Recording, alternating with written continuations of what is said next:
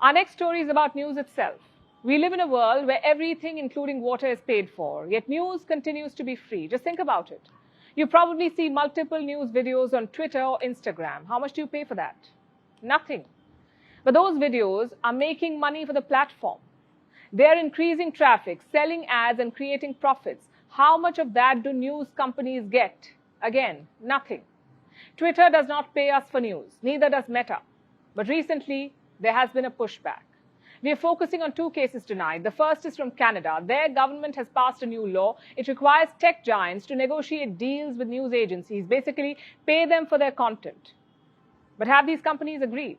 Well, not all of them. Meta has decided to remove news content in Canada. They say we are not paying. And what's their excuse? Meta believes it's a question of who needs whom. They claim news companies use their platforms to increase visibility, to boost their bottom line. They also claim that users don't come to them for news. They come for other things, but end up seeing the news anyway. Is that true? Well, this claim brings us to the second case. A French news agency is suing Twitter. It's called AFP, Agence France Presse. It's basically a copyright case. AFP wants to know how much traffic is generated by their content. If they know this, they can demand payments accordingly. Just one problem though. Twitter won't tell them. Elon Musk has called the case bizarre. His argument is the same as Meta. He says news companies benefit from their presence on Twitter. People click on links, thus generating traffic. If that is the case, why not release the data? Why not show us the actual numbers? The truth is that this system helps both sides. Internet platforms get more traffic thanks to news. At the same time, news platforms get more reach thanks to Meta or Twitter. Both things are true. But only one side is making the money of it. Only one side is getting paid.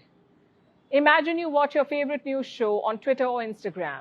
You haven't bought their subscription on TV. You just watch them online. Who benefits in such cases? Twitter and Instagram get traffic every time you watch. And what about the news platform, the news channel or website? They get a viewer, but no money. And this is highly unfair to news agencies and publications. Also look at who's bringing what to the table. Twitter is offering a platform, no content, no inputs, no information. It's creators and journalists who are putting content out, who are enriching these platforms. And in the process, the platforms get money. But the service does not. The system has to change, especially with media houses struggling to generate revenue. And it's not like it's impossible. Australia imposed a similar rule in 2021. At first, Meta and Google pulled the same stunt. They threatened to remove news from their platforms. But eventually, they backed down. Today, more than 30 deals have been signed. Put together, they have made $200 million for news companies.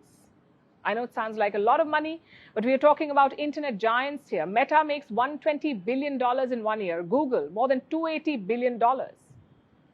If anyone can afford it, they certainly can. More countries should consider doing what Australia and Canada have done. Last we checked, Meta hasn't gone bankrupt in Australia. Neither has Google. So the idea is financially feasible. Even India is thinking along these lines. In the month of January this year, the Information and Broadcasting Ministry gave a clear message. It said big tech must share revenue with news agencies. No laws have been introduced yet, but at least the intent is there. Going forward, we need to admit and accept two things. News and big tech cannot be separated. This relationship is here to stay. And secondly, this relationship leads to or has a revenue imbalance. Big tech is taking the bigger chunk of profits. We need laws to correct this problem. But we also need internet platforms to be more understanding.